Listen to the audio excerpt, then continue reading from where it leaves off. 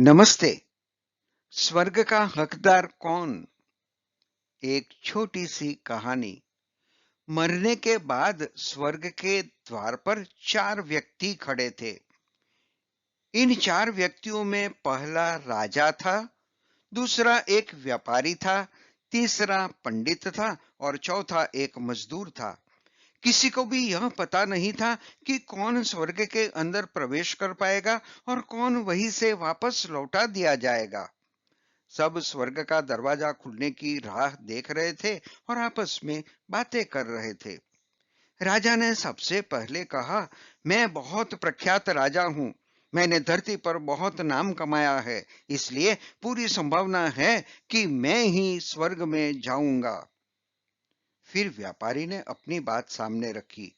वह बोला, मैंने धरती पर खूब धन कमाया और उस धन से मैंने सैकड़ों लोगों की मदद की, इसलिए मैं ही स्वर्ग का हकदार हूँ। अब बारी थी पंडित की, तो पंडित ने मुंह खोला और कहा, चाहे तुम जो सोच लो, लेकिन यह बात तो तय है कि स्वर्ग के दरवाजे खुलेंगे तो मेरे लिए ही। सब जानते हैं कि पंडित दिन रात भगवान को याद करते हैं, इसलिए स्वाभाविक है कि स्वर्ग में पंडित का ही स्वागत किया जाएगा। जब सबने अपना अपना पक्ष रख दिया, तब सबकी नजर उस मजदूर पर थी जो चुपचाप अपनी नजरें नीचे झुकाए बिना कुछ बोले वहीं पर खड़ा रहा।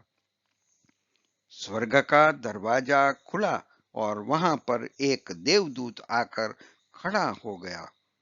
देवदूत के हाथों में एक पुस्तक थी जिसमें इन सभी के कर्मों के बारे में लिखा हुआ था। देवदूत ने सबसे पहले राजा को अपने पास बुलाया और उसको पूछा, आप बताओ, आपने अपने जीवन में क्या-क्या अच्छे कर्म किए हैं? मैं उन्हें इस पुस्तक में देखकर फैसला करूंगा कि आपको अंदर आने देना है या नहीं। राजा ने कहा, मेरा राज्य जितना बड़ा था उतना ही समृद्ध था और मेरे राज्य के सभी लोग खुशहाल थे। सभी बड़े आनंद से रहते थे। मैंने उन्हें कभी भी किसी भी चीज की कमी नहीं होने दी। यही मेरे अच्छे कर्म है। देवदूत ने अपने पुस्तक में देखा और देखने के बाद राजा से कहा, आप सच बोलते हो। आपने अपने राज्य की प्रजा को बहुत सुखी रखा था, लेकिन आपने अपने राज्य की सीमा बढ़ाने के लिए जितने युद्ध किए थे, उन युद्ध की वजह से हजारों सैनिकों ने अपनी जान गंवा दी थी। उन हजारों सैनिकों के परिवार के दुख का कारण आप बने थे, इसलिए आप स्वर्ग में नहीं आ सकते। अब बारी थी व्यापारी की।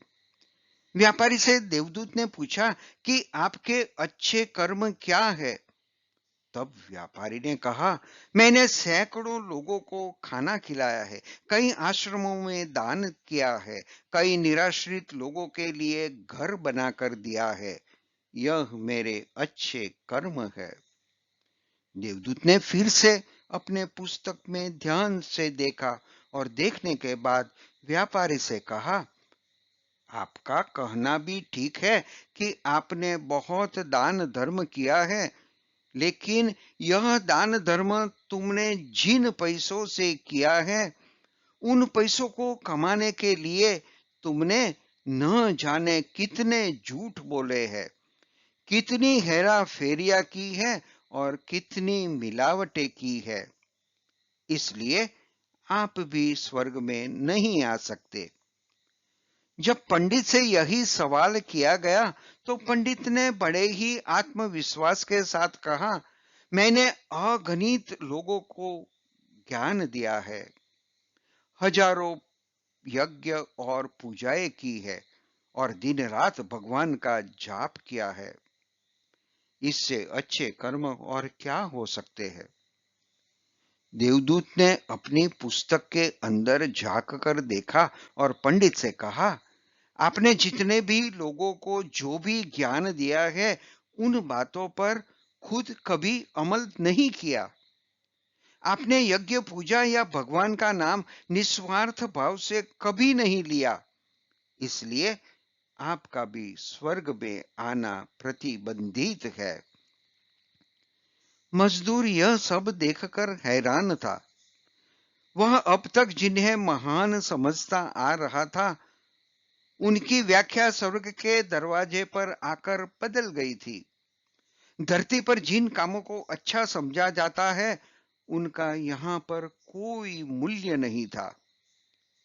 यमदूत ने जब इस मजदूर को अपने पास बुलाया और इससे पहले कि वह उससे उसके अच्छे कर्मों के बारे में पूछता, मजदूर बोल पड़ा, प्रभु, मैं जानता हूं कि मैं भी स्वर्ग में आने के लायक नहीं हूं, लेकिन मैं फिर भी एक बार बाहर से ही स्वर्ग को झांक कर देखना चाहता हूं। बस, इससे ज्यादा मेरी कोई इच्छा है ही नहीं, क्योंकि ऐसी इच्छा पालने के लिए मैंने जीवन में कुछ भी नहीं किया है। मैं पूरा दिन मेहनत करता और जो भी पैसे कमाता, उन्हें अपने परिवार के पालन पोषण में खर्च कर देता।